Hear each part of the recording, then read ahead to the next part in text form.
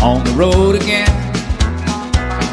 Just can't wait to get on the road again. Yes, we're on the road again with Destination 101, the podcast of District 101 Toastmasters, hosted by Solarzar.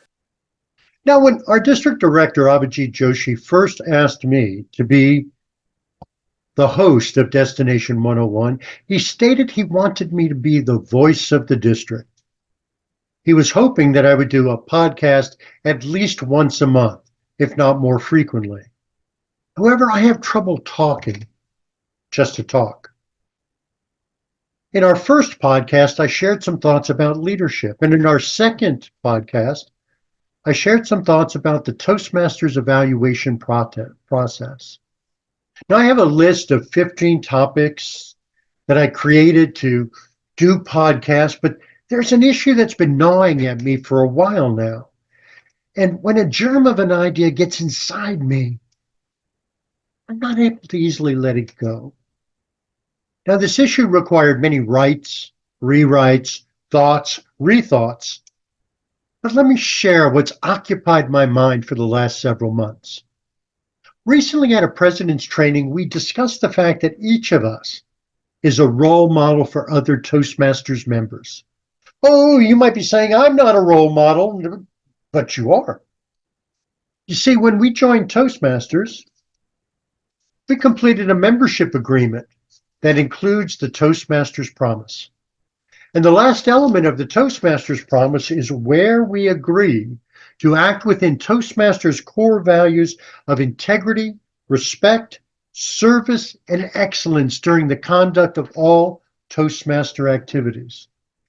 Now, it doesn't matter what our role is.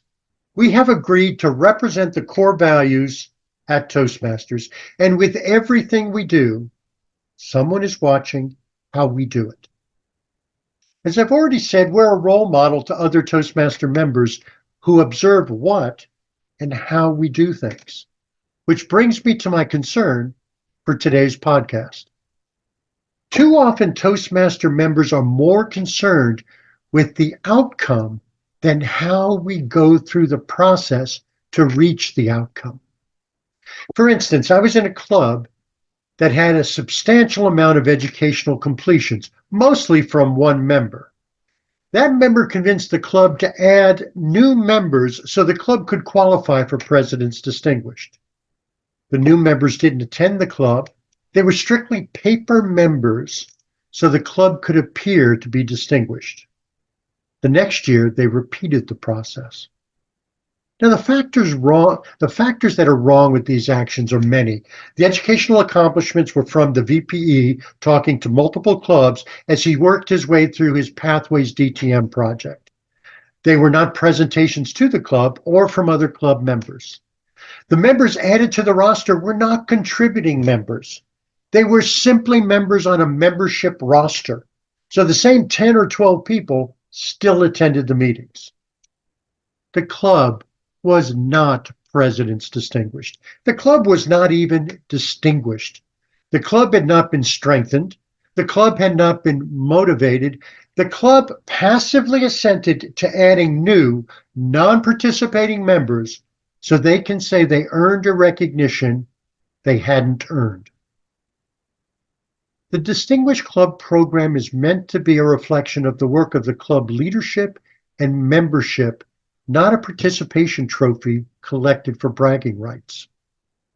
As American Express says, membership has its privileges. It's the same with club officer training. Oh, we know that when we're an officer, we have to attend club officer training twice a year, June through August, December through February. We go to the training to support our club and the Distinguished Club program goals. But we also go to stay current on district information, which often changes from year to year, to create connections with other club officers in the district, and to share from the wisdom of our experience in the role and what we've learned. Do you remember that service is one of the core values that's expected of all Toastmasters? You see, when we contribute to the club officer training, whether it's a question or to share an experience from serving in the role, we're offering service to the other Toastmasters in the training. In addition, Seneca, a philosopher from ancient Rome, shared, "Men learn when they teach." Each time we share information, we're reinforcing that information for ourselves. So sharing is also a service to us. Another area where I see a focus on the outcome instead of how we are to reach that outcome is in the creation of new clubs.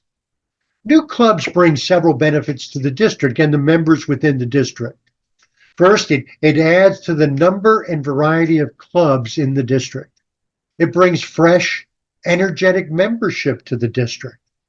And members working on a new club often find their commitment to Toastmasters refreshed as the new members bring their enthusiasm and energy to the club. New clubs, unless they are advanced clubs, require 17 non-Toastmasters members. However, in the past years, Toastmasters have found ways to reuse existing Toastmasters in multiple new clubs. Reusing some of the same members just to reach that magic number of 20 to charter shows a focus on creating a new club as the outcome, not the process.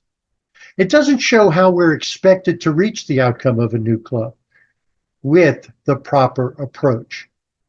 It doesn't bring in the fresh energy of new members to the district. Essentially, we're serving leftovers for dinner again and again and again.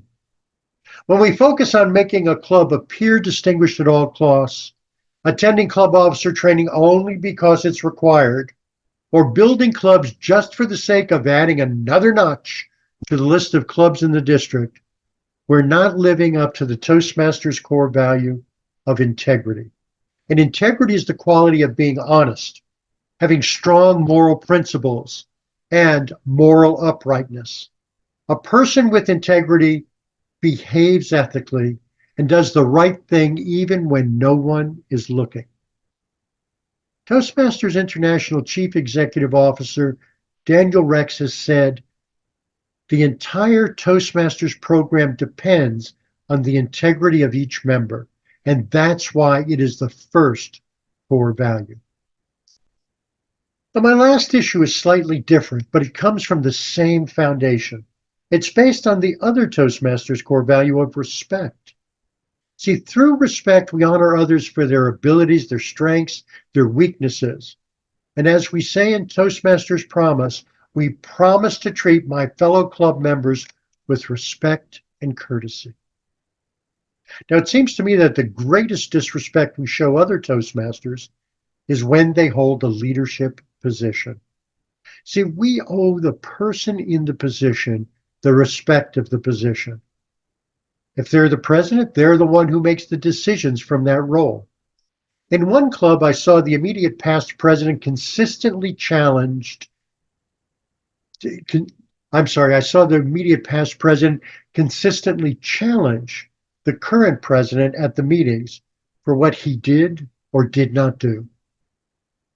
That behavior creates a conflict and may lead to the current president losing the necessary credibility to do the role effectively. It even occurs with district roles. Often a previous area director or division director or other district officer challenges a current officer holder or even goes around the officer to do the work the way they want to do it instead of letting the current office holder do it, his or her job. The number one rule for leadership is to lead by examples. What does that mean? It means respect the chain of command. It means to value and respect the people. Bypassing the current leader harms everyone involved in the process. It shows a lack of integrity on the part of the leader who bypasses the other leader. It demonstrates a lack of respect for the leader in the current role and lets everyone know you don't respect that person. And it demonstrates to others that getting a task done while demonstrating a lack of professional courtesy and respect is an accepted practice. Every one of us in Toastmasters is a leader, whether we have a titled position or not. As leaders, we're all role models. In Toastmasters, we have the opportunity to learn and practice leadership as we develop our leadership emotional intelligence. Through Toastmasters, we become better people who take the lessons we learn in the club and apply them to our families, our communities, our careers. We also provide support to our members whose lives can be changed through the development of their communication and leadership skills. In his first inaugural address, Abraham Lincoln asked us to listen to the better angels of our nature. The actor Matt Damon shared, if we listen to the better angels of our nature, there are creative and good solutions to serious problems. And Toastmasters is where leaders are made. The most powerful leadership tool we have is our own personal example. Our personal example is driven by the better angels of our nature. Personal leadership is not automatic. Leadership requires intention. Leadership requires empathy and compassion. Leadership requires integrity and respect. If we want to be a leader in Toastmasters, don't worry about a title. We show everyone who we are. We are the role model. Learn all you can about how Toastmasters recommends we do things. We can always add our touch to it, but first, find the Toastmasters recommended approach before you make one up. That's being the role model. At all times, remember our core values: integrity, respect, service, and excellence. Only you can lead yourself to be the best of who you are. There are 138 clubs in District 101, which stretches from Mountain View to King City. We need everyone who listens to be a Toastmaster role model and leader in every club. As John Maxwell advised us, leader is one who knows the way, goes the way, and shows the way. Let's talk again soon.